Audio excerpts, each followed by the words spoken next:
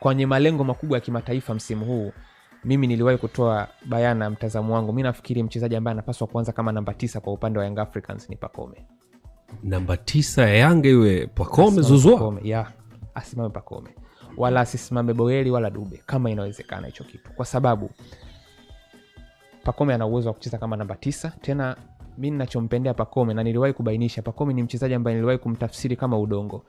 Yaani Pacome unaweza kumfinyanga vovote unavyotaka na ikatokea shape unayoitaka mwisho wa siku.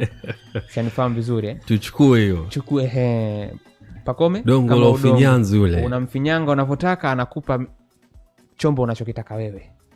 Kwa muundo unaotaka, kwa namna unavyotaka wewe, kwa sababu Pacome toka akiwa ASEC, kwa mtu ambaye labda aliwahi hata kufuatilia toka akiwa huko kwenye michuano ya kombe la shirikisho barani Afrika, Pacome kuna baadhi ya games nyingi ASEC walikuwa wanamtumia kama mshambuliaji kivuli namba 9 na alikuwa anadeliver.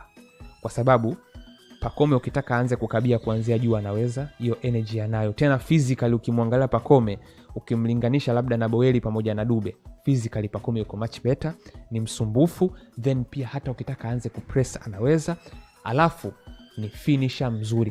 Kitu cha msingi ambacho kinanifanya niseme Pacome anafaa kuwa kama namba 9 ni kwa sababu kwenye michezo ya kimataifa, hasa kwenye hatua ya makundi, hutopata nafasi nyingi. Kwa hiyo kama hutopata nafasi nyingi, utatakiwa uhakikishe nafasi chache utakazozipata utazitumia. Kama kuna mchezaji ambaye sasa hivi kwenye eneo la mbele la Young Africans anahitaji nafasi chache akuhakikishie matumizi ya hizo nafasi, ni Pacome peke yake. Na kitu ambacho mimi naweza nikakwambia ni kitu kimoja. Kuna baadhi ya timu nyingi kwenye michuano ya kimataifa zimefuzu kwa kumtegemea mshambuliaji mmoja tu. Yaani kwamba tuna only one primary goal scorer. Sio kwa sababu unapenda kuwa na mtu mmoja wa kumtegemea, lakini kuna muda unajikuta huna jinsi. Yaani ukikaa kwa sababu ni mechi ngapi za makundi? Mechi 6. Ukikaa ukitizama kiuhalisia unaona kabisa kama kuna mtu ambaye anatamani nafasi mdondoke, ama kama kuna mtu ambaye naweza nikamwekea dhamana kule mbele, labda ni mtu huyu. Kwa sababu mimi nitakwambia kitu kimoja. Kuna timu nyingi za ukanda wa kaskazini zimewahi kufuzu kwenda kwenye hatua ya robo finali kwenye ligi ya mabingwa kwa kufunga goli 4 tu hatua ya makundi. Na unakuta hizo goli 4 pengine anafunga mtu huyu au anafunga watu hawa, labda kuna goli 3 anafunga mtu mmoja, unakuta labda beki anakuja kupiga utosi goli jingine. Petro Atletico de Luanda, tutarudi hapo, aliongoza kundi kwa kufunga goli 5 tu na akafuzu kwenda robo.